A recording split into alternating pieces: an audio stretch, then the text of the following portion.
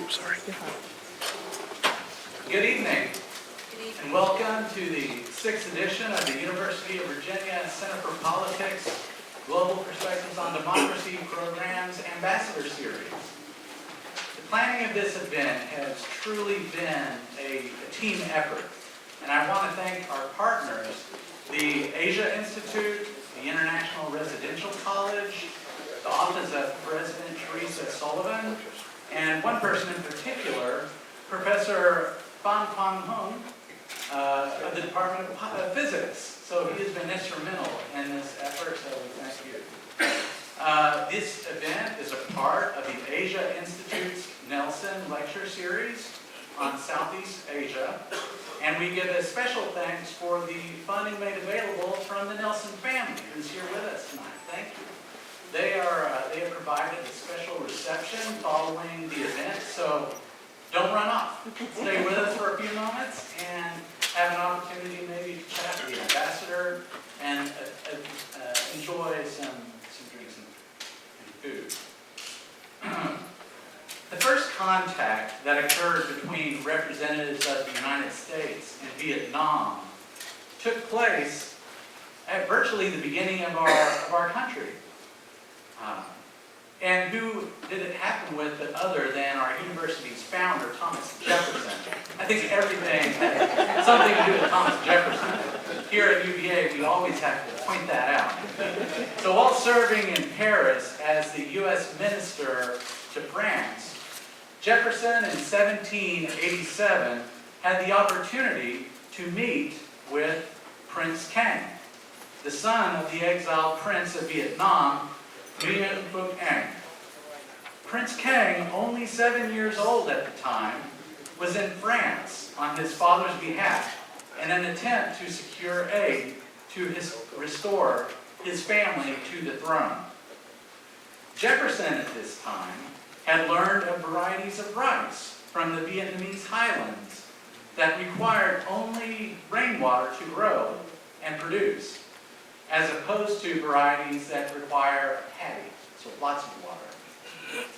It was Jefferson's desire to marry the Vietnamese highland rice variety with those being grown in the South, in an attempt, believe it or not only for economic purposes, but also as a fight against waterborne diseases, which was a major problem at the time.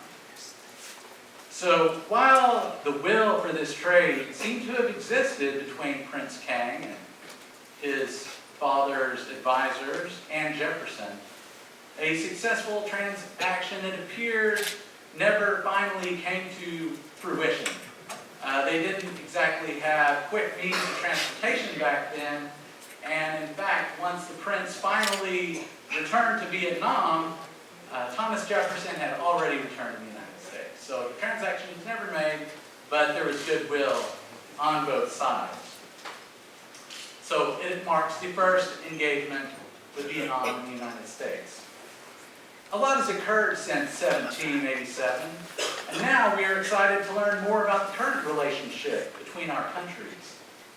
Ambassador Pham Vinh was appointed by President Trung Thanh Sang as the 5th Ambassador Extraordinary and Plenipotentiary of the Socialist Republic of Vietnam to the United States in July 2014. He has also been given the title of Senior Ambassador, the highest rank for a Vietnamese career diplomat. From 2011 to 14, Ambassador Pham Vinh served as Deputy Minister of the Ministry of Foreign Affairs in charge of relations with countries in South Asia, Southeast Asia, and the South Pacific. He also served as Vietnam's senior official to ASEAN, the Association of Southeast Asian Nations.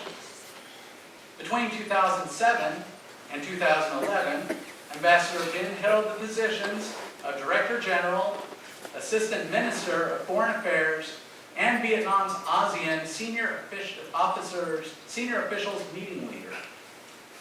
Ambassador Vinh was posted twice to the permanent mission of Vietnam to the United Nations in New York, first as an attaché and then as a minister, counselor, and deputy permanent representative.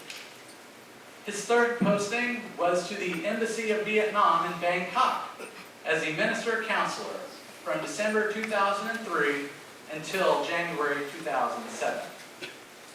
Ambassador Pham Vinh graduated from the University of Foreign Affairs in Hanoi in 1980 and earned a postgraduate degree at Canberra College of Advanced Education in Australia. He is married to Quang, who is with us today. Thank you for joining us. And he also has other members of his staff here, so thank you all for being here. The Ambassador Series is committed to provide members of the university and Charlottesville community with speakers from diverse countries and a broad range of perspectives. This event with Ambassador Pham Vinh provides just that. The title of his speech today is Vietnam-U.S. Relations, 2 Decades of Robust Growth and the Way Forward. Such a title of a lecture made by an ambassador from many countries in the world, or perhaps even most, might not seem particularly dramatic. It sounds very pleasant, doesn't it? However, we're all aware of the modern history between our two nations. And the fact, the reversal between our relationship, the relationship between Vietnam and the United States, is no small wonder. And his selection of that title was perfect. So ladies and gentlemen, it is my honor to introduce you to His Excellency Pham Quang Vinh, Ambassador of Vietnam to the United States.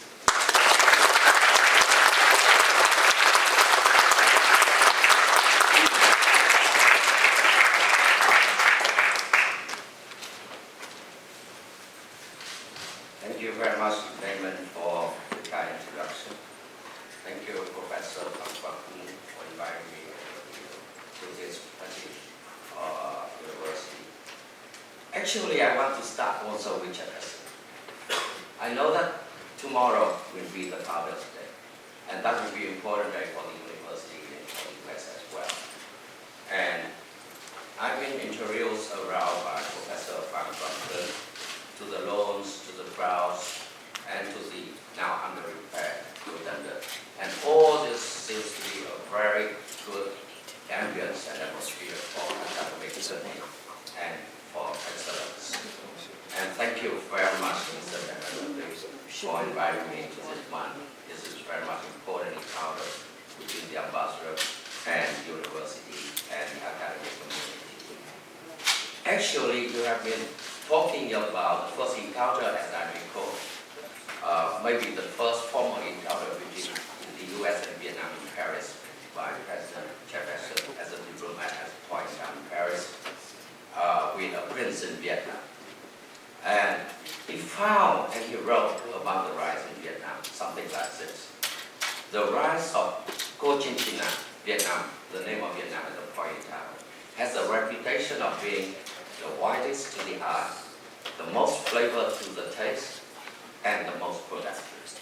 But unluckily, that was not happened because the transportation at the point in time, but also the civil war in Vietnam at the time as well. It's okay if it's But I think that has a legacy. We have people contact, and we have developed. So my talk is today about 2 decades of robust growth and beyond for Vietnam-US relations. My people put that thing on it. It seems to be very much political, but actually I want to talk a little bit about our relationship.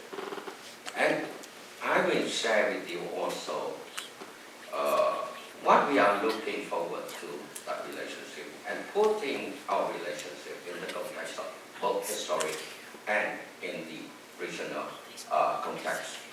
So I must say something that number one, a little bit of history. I may call that Vietnam-US, we have 3 cycles of 10 years. 1955 to 1975, we have different times of war and histories. 1975 to 1995 is reconciliation, healing, and development of partnership from foes to friends. And 1995, when we established diplomatic relations, until now, 10 years later, we have comprehensive partnership, and we have very solid foundation for building even stronger partnership between Vietnam and the U.S., bilaterally and also beyond bilateral relations.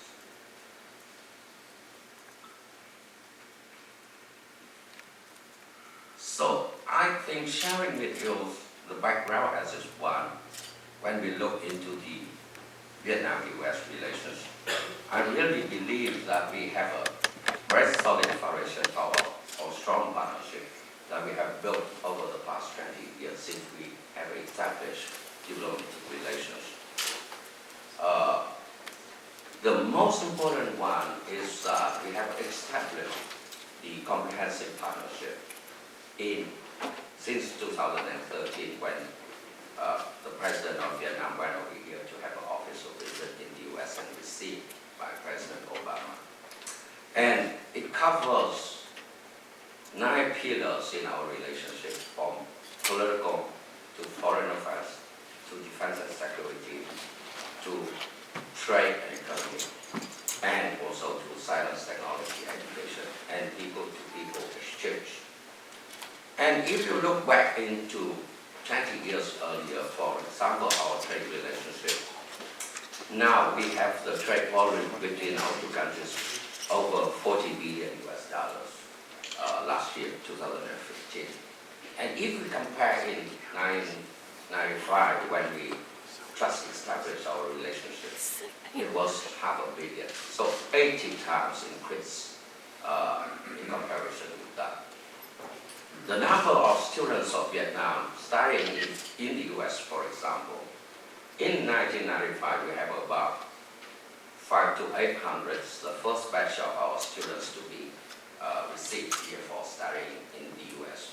But now we have, if my figure is correct, they have different figures, but the figures that I got from the Department of Education is about 19,000 Vietnamese students studying at different universities in the U.S. And that represents the country number 1 in Southeast Asia and number 8 in the world. And we also have a number of other common interests, for example, in healing the wound of war and overcoming the world legacies. We have been working together a lot. At first, it was so much difficult. We have a domestic political issues back home, but finally, the two government and the two people that work together for assistance to Vietnam. For example, for the cleaning up of the dioxin and also the Agent Orange, for example, that is, we have a project in Da Nang Airport, cleaning up the Da Nang Airport, and it has received about nearly $100 million assistance from the U.S. And that project may be completed by the end of this year, and that will be a good example of our work together in overcoming the world legacies. I want to say a little bit about the second point is about Vietnam.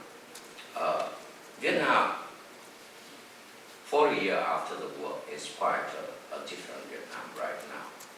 And we have 3 decades of what we call đổi mới or renovation and reform since 1986. And over 3 decades of renovation, we have turned our closed and centrally planned economy and society into a market-based and open society. And just give a few examples of Vietnam's dynamic development over the last 3 decades.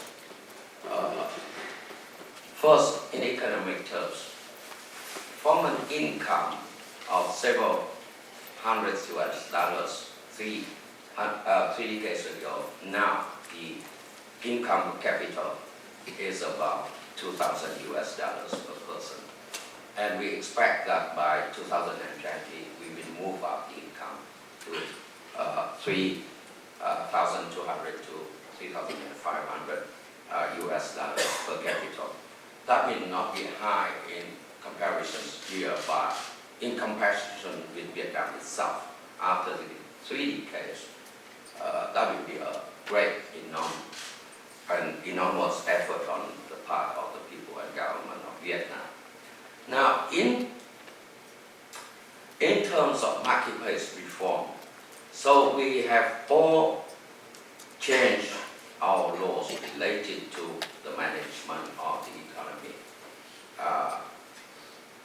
The enterprise and companies law on stock exchange and others, which is in the past, is something totally new to our society. And people-to-people exchange and people mass organizations have been in booming. And we have relationship with more than 190 countries in the world. And at the same time, we are moving ahead with proactive regional and global integration.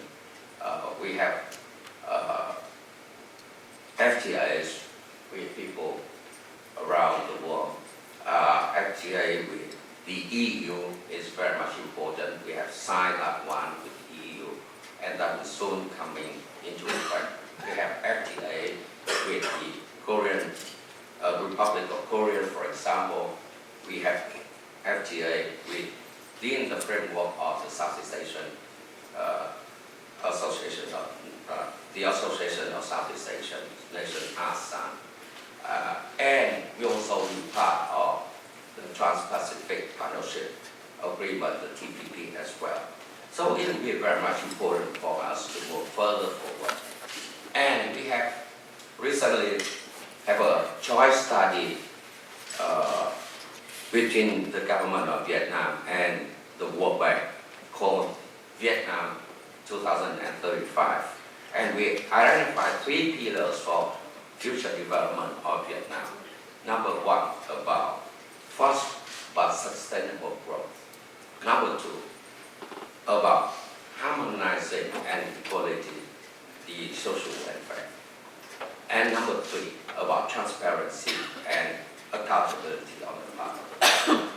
All this will be helping Vietnam to move further forward in the future. Now, with regard to the internet, for example, is a very prominent case here for Vietnam as well. About 10 years ago, internet was rarely used in Vietnam. But nowadays, the coverage of internet for the Vietnamese people is about 50%. And that covers about 46 or 47 million people that have access to the internet out of the 92 million Vietnamese people. And social media is about 30%. And for mobile subscriptions, this is a boom development in Vietnam. And we have 128%. So many of the people in Vietnam have 2 mobile phones. And they very much often do internet access through the mobile phones as well. So a little bit about the people in Vietnam. And you can see in the pictures here, people in the rural area, people in the urban area, and also Vietnam's efforts in working together with other countries. Now, I want to share with you a little bit about how we view the current context of East Asia and the U.S. rebalance policy. First, on Asia, I'd like to share with you, and this is an analysis that has been there for so long, that Asia is on the rise. But we need to stress also, Asia is changing and dynamic as well. Why it is changing and dynamic and on the rise? The gravity, both in terms of politics and in terms of economics, have been shifting from the West to to the east. But at the same time, we are witnessing the rise of China and India, in particular the rise of China. And over the past decades or decade and a half, Asia was among the main key growth drivers for the global economy, especially after the 1997-1998 economic crisis, 2007-2008 economic crisis. And about 40% of economic growth in the global economy was from the force of the economy in Asia. That is very much important. But in terms of security and strategic importance, China is on the rise, has given us also a new landscape, a changing landscape in the region as well. Number one, China has become number two economy in the world, replacing Japan in that place for many years. And China is very much active in working together with the countries in the region, especially with ASEAN countries and partners. But at the same time, China is focusing and using Asia as a focal point for gaining first regional and then global influence. So you will see a lot of competitions within Asia among the major powers, including within the US and China as well. And maritime security and the South China Sea has been an issue in focus here. So we cannot give all the features, but here we see that, number one, we see the assertive, more and more assertive activities by China in the South China Sea. For, I may say, for a double objective, for both political power play and for territorial play. They are mixed with each other in that area. Recently, we observed massive land reclamation. We also see efforts from the part of China for militarization. And we also see China on one part saying that it is very much opted for diplomacy, but on the other part, it's very hard to talk with China on those critical issues like the South China Sea issue. When we talk about, for example, within the context of ASEAN, that I have a lot of years working in that context, everybody agreed that there is an urgent need for a code of conduct to govern the behavior of the countries in the region related to the South China Sea. China agreed with that as well. Other countries agree with that. But when we talk about that, it has always been delayed. They are talking about the great things without entering into substantive negotiations. And that is, I think I started in 2010, and the first meeting between the ASEAN countries and China for the development of the Code of Conduct, COC, in 2011. But from 2010 and 2011 until now, they are still talking about options without entering into substantive negotiations of the provisions of the future Code of Conduct that all agree that this Code of Conduct will be important for a region. And take the arbitration case by the Philippines, for example. Everybody agreed that the rule of law and UNCLOS will be the basis for our conduct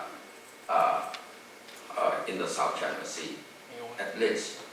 But this one has been rejected by China, and I think very soon, next month or later, there will be a kind of a decision by the Court of the Tribunal, and let's see how China will react to that. But my guess is that China will not accept, as it has already rejected from the beginning this case. Then what we will be doing in that case, for example, Because I think diplomacy, mobilization of public opinion, and at the same time, rule of law will be the cornerstone in today's war in solving differences, including the territorial and also political differences related to the South China Sea. So I think more and more countries, including the US, including the ASEAN countries, need to work together to sustain whenever there is a decision by the tribunal under UNCLOS.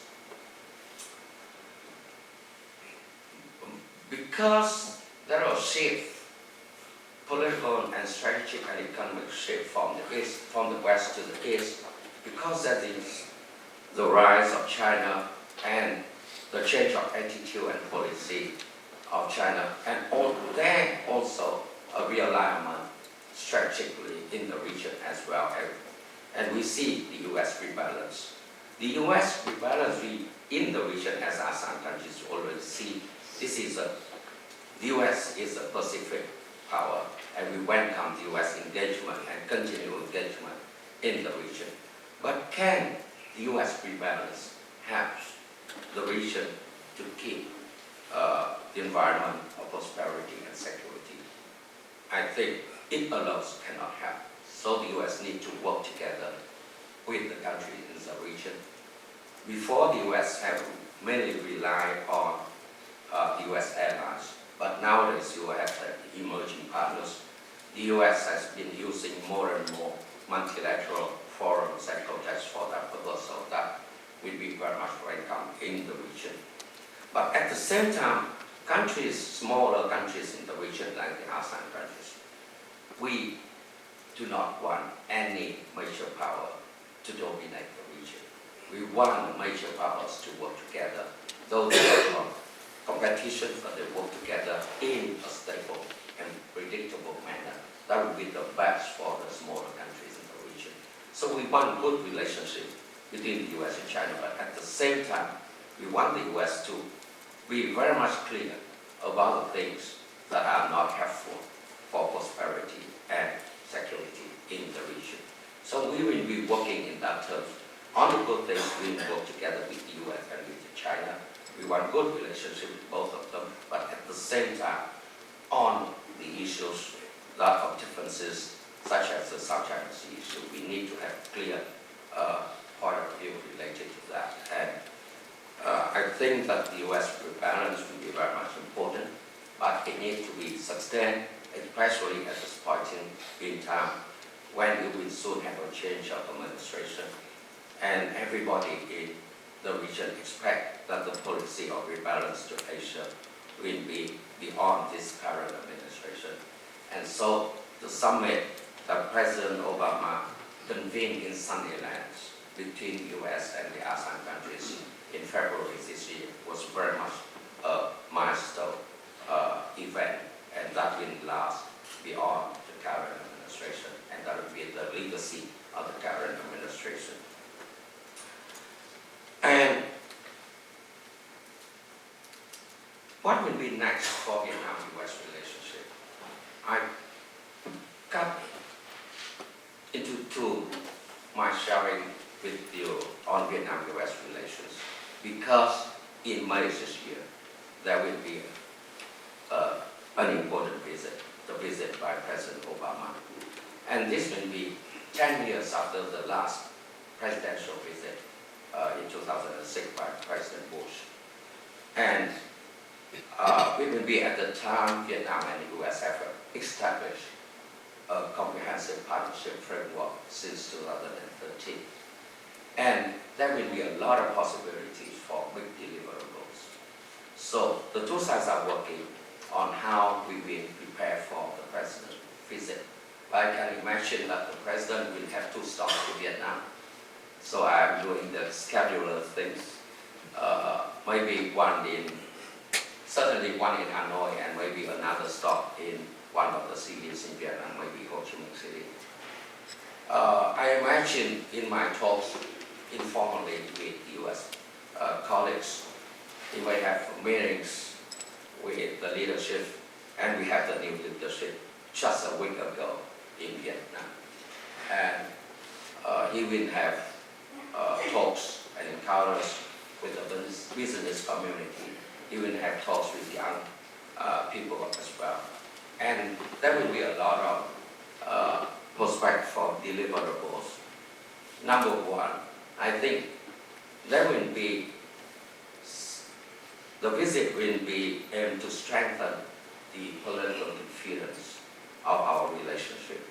That is, relating to the principles of respecting political system of each countries. And number two, economic and trade will be very much important area for us to work together. Currently, as I mentioned to you, we have 40 billion two-way trade, 40 billion US dollar two-way trade, and we want to increase that number more. And number two, investment, for example, the US has now 11 billion US dollars investment in Vietnam, but still number 7, and far behind other countries like Japan, Korea, or Singapore. So we want more investment in Vietnam. In economic terms, the TPP is very much important. The TPP for us in Vietnam, we need to work a lot. There's a lot. People are very, here people talk about more about the benefits for Vietnam as less developed countries when we enter the market of 12 countries and have the benefits of access to the markets here as well. But for us in Vietnam, we have a different system. If we are to be in the TPP, then we have to manage to overcome the challenges, to change a lot of laws and a lot of our political systems as well. And when I talk with colleagues here in the US, whenever you talk of something, oh, it's not, it's against the law, then you back down.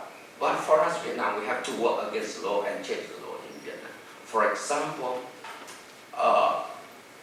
in IP, intellectual property rights, there will be a lot of changes in the law and measures for protection of IP, for example, or government purchase. That will be an area that we need more transparency and accountability as well, open to the public. And in terms of labor, for example, we talk a lot about here. And Vietnam is committed to the International Labor Organization standards and conventions. That will be our commitment. But we have the commitment to do that because we know that if we want to have growth of high quality and at a faster pace, then this is, the TPP is good evidence for us. So we are working for our own benefits, but we have, in order to achieve that, we need to overcome the challenges and keep our commitment. So we will do. And you know that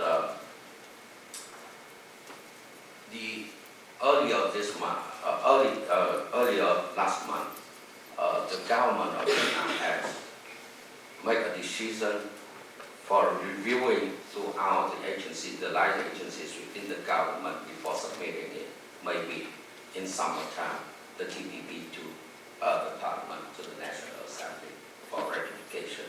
So my recommendations for Washington DC is that don't look at the politics here in the US, especially at this year of elections.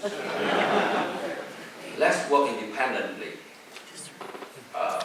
from the politics here. So Vietnam will be basing itself on the ability of compliance with the TPP and on its own national interest to keep our commitment, to keep and work for the full implementation of the TPP. The first point is that maybe in summertime, the TPP will be ratified in Vietnam. That is a prospect that the government are working for and convincing the Parliament to approve that one. And for the deliverables with the visit of President Obama, I think defense and security will be an important area and a new area that have greater prospects for us to work together. First, on maritime security, we have some current projects now on enhancing maritime capacity for Vietnam with the U.S. assistance of 18 million US dollars. So some of the ships for the Coast Guard will be provided later on this year to the Vietnam side. But we want more assistance from the U.S. for building capacity, maritime capacity for Vietnam as well. So I think during the visit of the President, we will be discussing more on this one. And we want the total lifting of the arms embargo now still ineffective by the U.S. 2014 in October, the U.S. Congress has lifted partially that ban, but we want it total. If we want a full normalization, after 20 years of diplomatic relations, this is the last one, that still we have the embargo. So we want a total lifting of the arms embargo by the U.S. Certainly, people here have been saying that you have to improve your human rights situation. Certainly, we will do for the benefits of all people. And we have conducted dialogues on human rights with the U.S. And we have received also technical assistance from the U.S. for a number of things, including the field of human rights as well. And the world legacies that I mentioned, if we can complete the project in Da Nang of cleaning the dioxin in Da Nang airport, then we want the U.S. to be in Bien Hoa as well. There was an old airfield in Bien Hoa that had been contaminated. And we received an agreement in principle by the U.S. for that one. So we are looking around for funding didn't matter here, and in Vietnam as well. So this is something we agreed in principle, but how we can work together, especially to get the funding arrangement for that, will be an important one. In terms of people-to-people exchange, that will be a very much new and important areas of our cooperation, and we will work for that for the visit. We have the students here. I mentioned about the 19,000 students here, and one more scholarship for here as well. We are on more networking and cooperation among universities here and in Vietnam. And also, there's a program and project for the Fulbright University in Ho Chi Minh City, and I think during this year it will be inaugurated, and that will be very much important one. That will, if established, the Fulbright University in Ho Chi Minh City will be the first private American university in Vietnam, and that will be very much important, using your textbooks and others curriculum, for example, for the benefits of the students and the young people in Vietnam. And I think we've been asked also for the U.S. recognition of Vietnam as market economy status. Why we want that? Because if we are entering the WTO and after 10 years already, still a lot of use of anti-dumping barriers and technical barriers here on the part of the U.S. We want really normal trade relations, and we are working together with the Department of Commerce and other like agencies here in the U.S. for the early recognition of Vietnam as market economies, and so we'll be working together to do all this work. Now, talking a little bit about the education and university cooperation, I think the University of Virginia is an example that we need to work together on. Professor Pham Quang started 10 years ago a relationship between this university and a university in Vietnam, the Huế University. that program called something like Advanced Physics Study Program. And every year,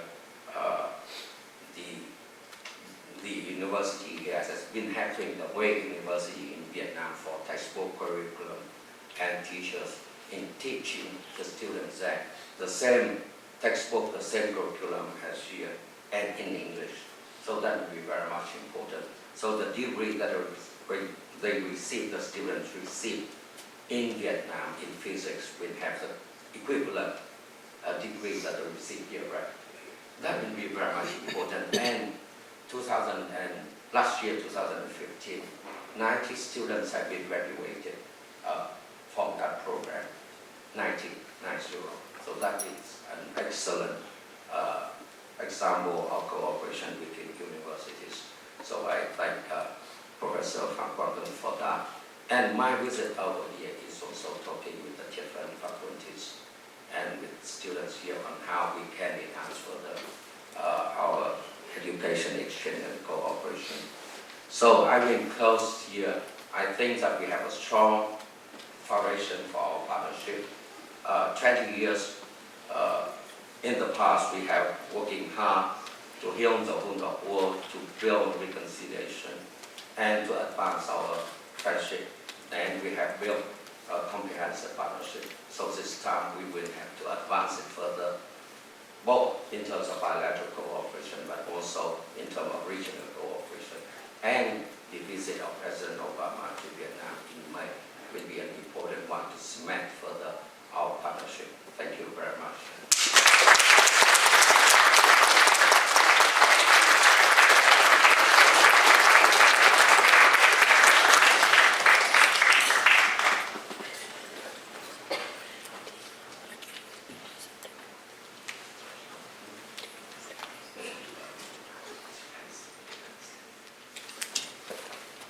All right, everybody.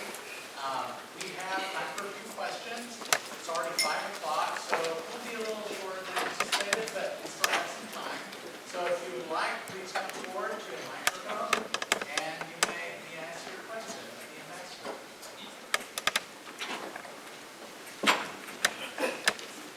Filled us with so much wonderful information. If you have one, sir, please come forward.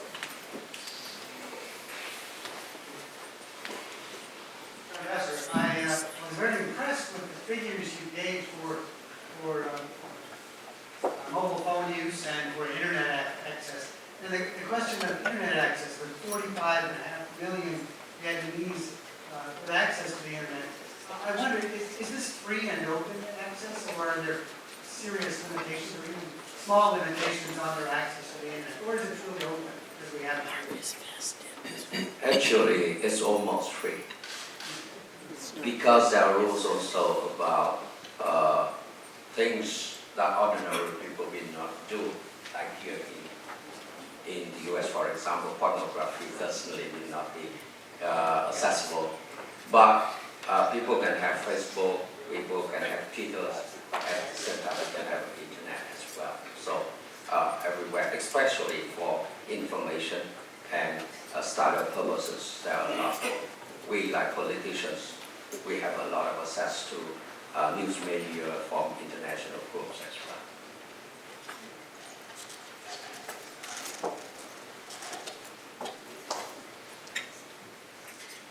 Thank you, Your Excellency. You mentioned human rights, but I was wondering if you would address women's rights in Vietnam. Thank you. Thank you very much. I think it has been a very much strong focus and strong point of us to advance women's rights. Women's rights, I have my wife here. She decides everything in my family. But actually, in terms of capacity building, education, and leadership, we are working very hard for that one. And it's a strong focus of government policy. And the leadership we have now, the new chairman of the National Assembly, the Congress here, is a lady.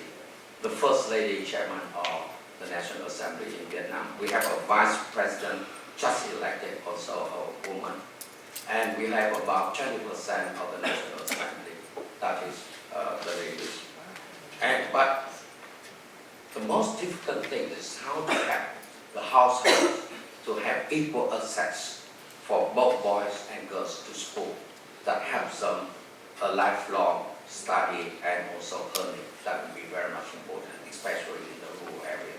So we have the women's union and we have government agencies in helping households for equal access by boys and girls to school. That is most important thing now. Thank you. Any others? Please come on board.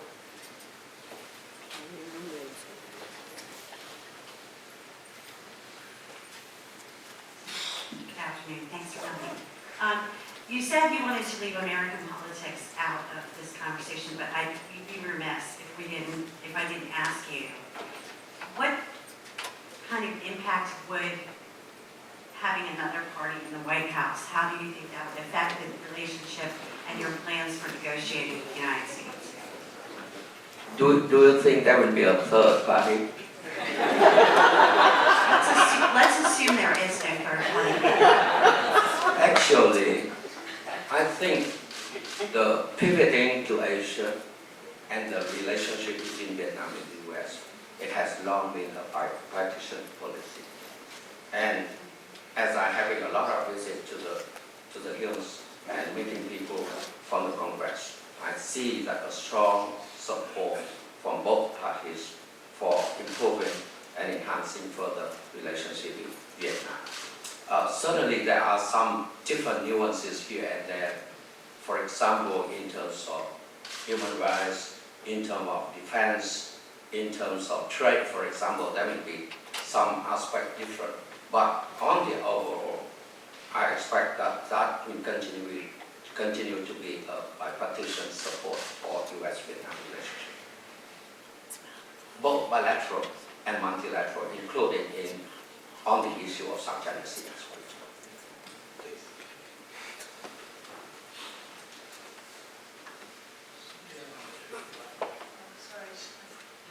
Thank you very much for your presentation today.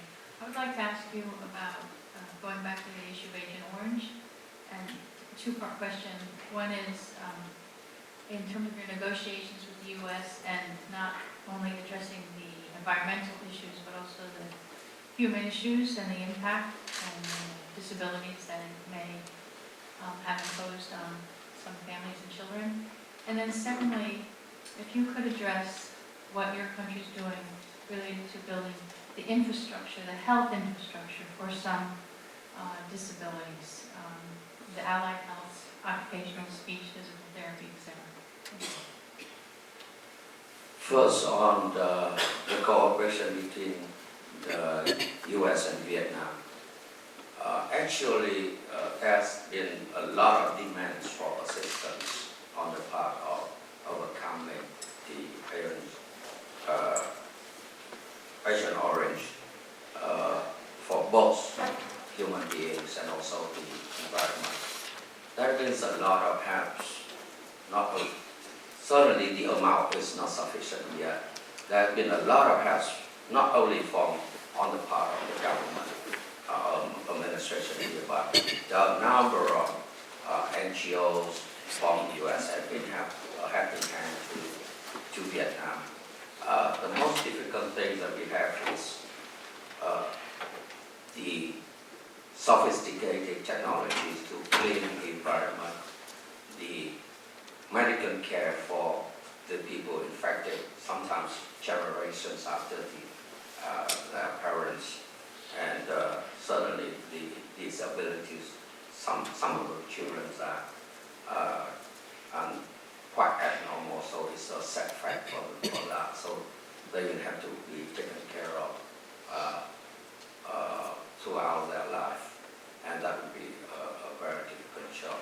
For those who are less affected by the orange agents, then they continue to be killed.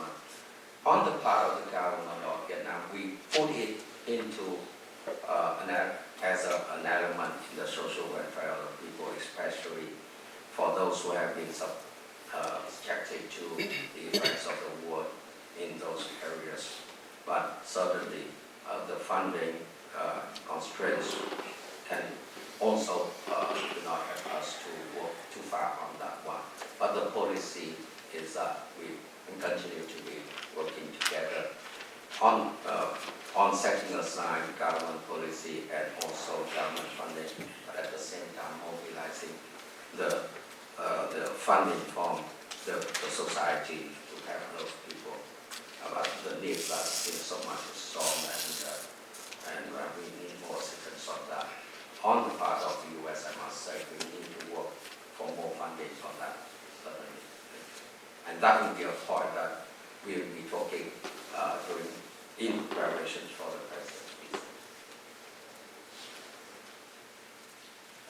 Hello. I wanted to delve into a little more into a question that was asked earlier.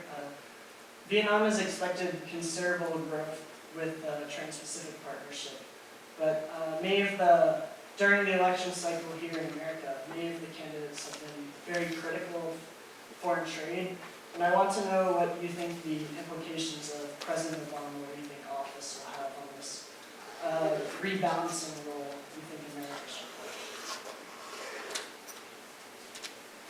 Actually, if you look back into history here, every FTA is difficult for approval and ratification by the Congress because it relates not just to politics, but relates to the real life of the people.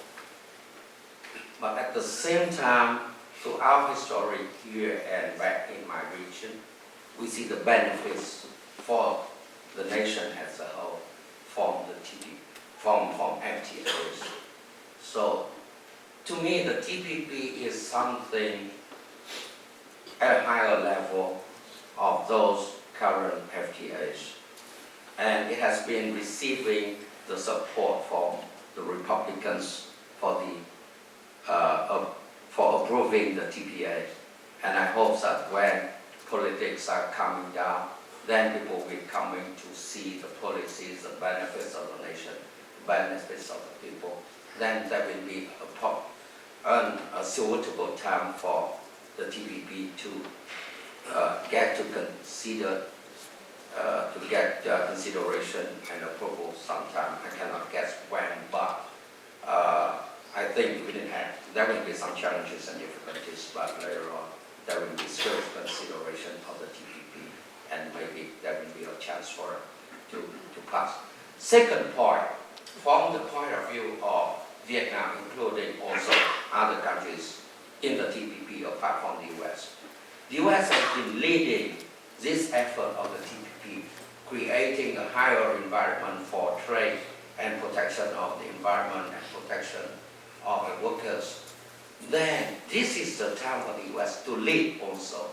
Countries like Japan, the government has submitted the TPP to the parliament. Countries like Vietnam will soon to submit the TPP to the parliament. Then the U.S. needs to play its role as a leading role.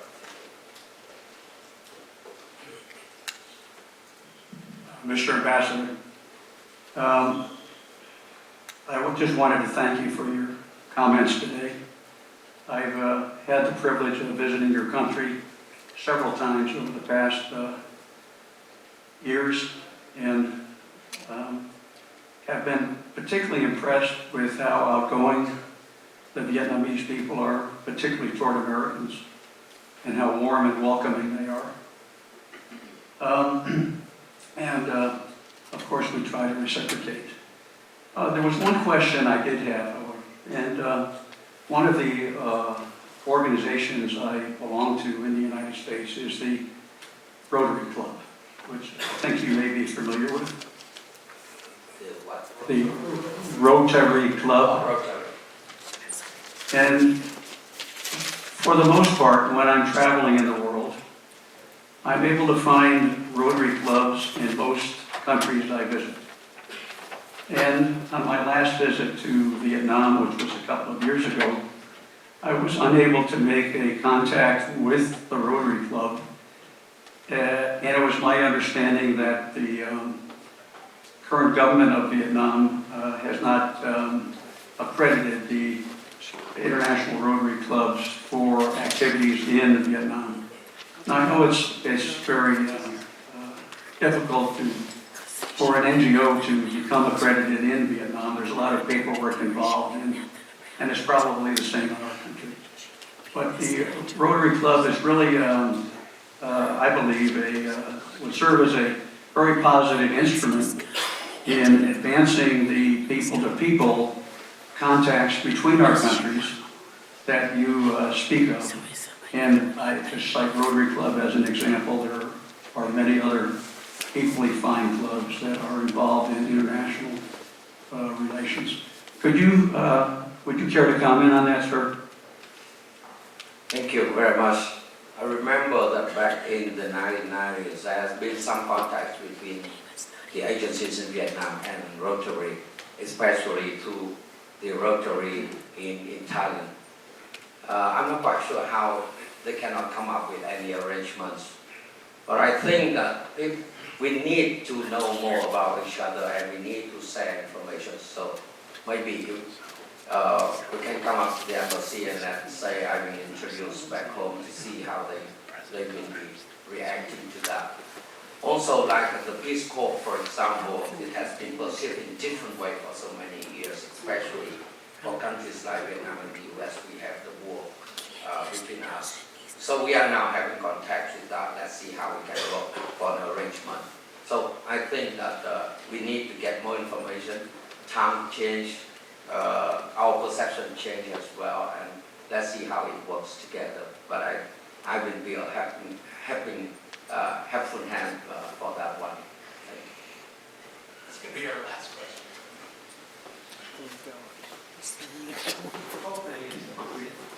Thank you, Ambassador, for a complete presentation. I would like to ask two questions. And they would come from the heart. And you've been to the United States how many times? How many visits? For visits, I cannot count because I used to work in the foreign ministries and maybe 16 or 18 times for the General Assembly in New York or the United Nations in New York. So this is an easy question. For you and your family, as you return in the future, what's on your personal bucket list to visit the United States of America? The state of America is so big, and we have a lot of friends here. And because I was first stationed here in New York back in the 1980s, I see the different times that we have together. And at that point in time, from my mission in Manhattan in New York, I cannot travel far beyond 25 miles limitation. Nowadays it's different. So I think that reflects also the changing circumstances of our partnership and relationships. So I will have a good impression from you as well. Thank you.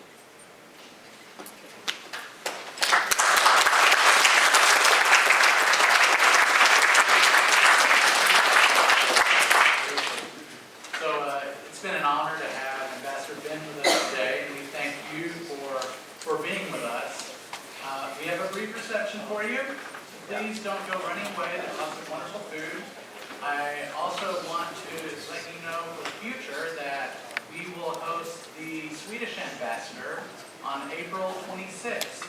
So visit the Center for Politics website for more information on that. But Mr. Ambassador, it's an honor to have you with us.